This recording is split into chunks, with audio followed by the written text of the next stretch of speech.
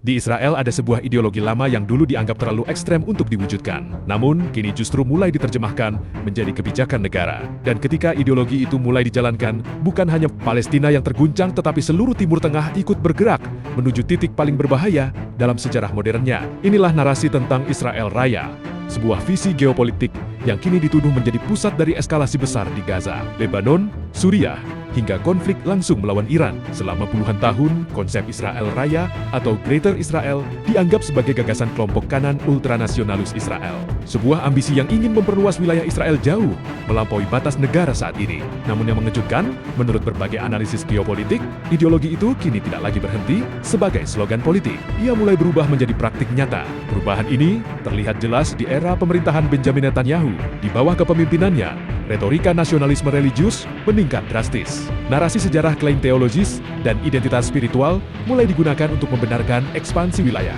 Bagi kelompok pendukungnya, tanah bukan sekadar wilayah geografis, tetapi dianggap sebagai janji sejarah yang wajib direbut kembali. Dan disinilah masalah besar dimulai. Di lapangan, dampaknya mulai terlihat. Aktivitas pemukim Yahudi di tepi barat meningkat. Seruan untuk membangun kembali pemukiman di Gaza kembali muncul. Bahkan, sebagian tokoh politik Israel mulai secara terbuka membicarakan aneksasi permanen, yang membuat dunia Arab marah.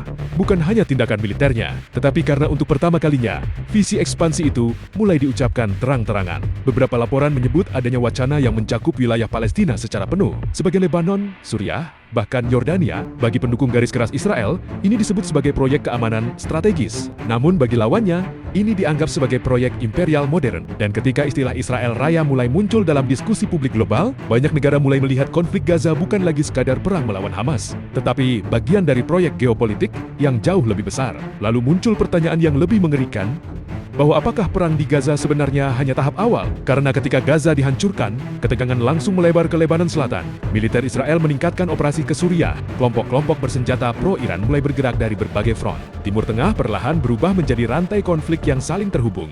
Dan di tengah semua itu, ada satu negara yang dianggap sebagai penghalang terbesar ambisi dominasi Israel, yaitu Iran. Bagi Israel, Iran bukan sekadar musuh biasa. Iran dianggap sebagai pusat poros perlawanan, jaringan kekuatan regional yang menentang dominasi Israel dan Amerika Serikat di Timur Tengah. Melalui pengaruhnya di Lebanon, Suriah, Irak, hingga Yaman, Iran membangun sistem tekanan regional yang membuat Israel tidak bisa bergerak bebas. Karena itu, bagi banyak analis, konflik Israel-Iran serta Amerika bukan sekadar soal nuklir, tetapi perebutan masa depan Timur Tengah. Dan memasuki tahun 2026, ketegangan itu mencapai level paling berbahaya.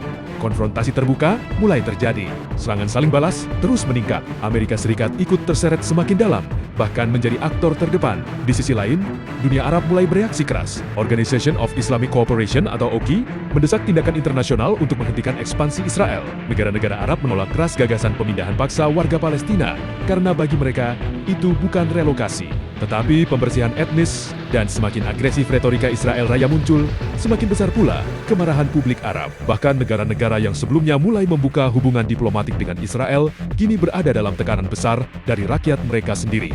Normalisasi mulai terguncang, sekutu barat Israel pun mulai terpecah. Beberapa negara Eropa mulai mengkritik keras operasi militer Israel, ada ancaman sanksi, ada tekanan diplomatik. Karena semakin lama perang berlangsung, semakin sulit bagi dunia untuk mengabaikan krisis kemanusiaan yang terjadi. Tetapi, ada sisi lain yang jarang dibahas. Sebagian analis percaya bahwa konflik berkepanjangan ini juga menguntungkan Netanyahu secara politik. Karena selama negara berada dalam kondisi perang, fokus publik bergeser dari krisis domestik, tekanan hukum pada Netanyahu melemah, oposisi sulit bergerak, dan kepemimpinan perang menciptakan legitimasi politik baru.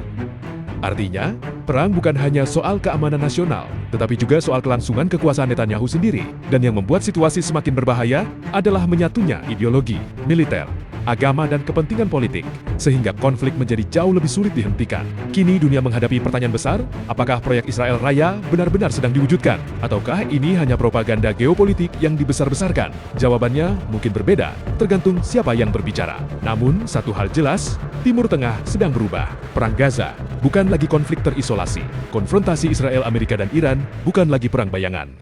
Dan jika eskalasi terus meningkat, dunia bisa menyaksikan perang regional terbesar dalam beberapa dekade terakhir. Sebuah perang yang tidak hanya menentukan masa depan Palestina, tetapi juga masa depan keseimbangan kekuatan global. Karena di Timur Tengah hari ini, yang diperebutkan bukan cuma wilayah, tetapi dominasi atas seluruh kawasan.